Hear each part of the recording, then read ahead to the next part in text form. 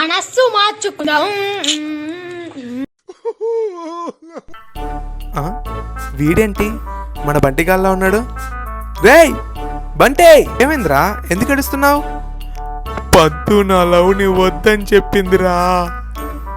అదృష్టవంతురాలు. పద్దు లేని జీవితం నాకొద్దు. నేను చచ్చిపోతా. అమ్మో, నాకు ఇవ్వాల్సిన 10 రూపాయలు బాకీ ఇవ్వకుండానే పోతాడేమో. వీడిని కొంచెం మోటివేట్ చేద్దాం. మావా, ప్రపంచంలో పద్దు ఒకటే అమ్మాయి కాదో.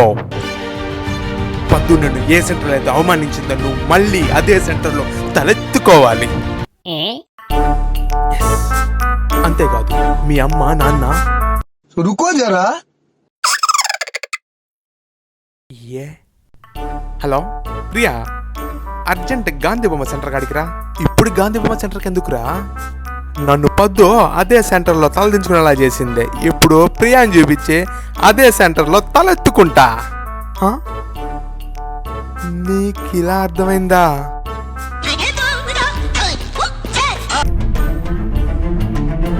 హలో,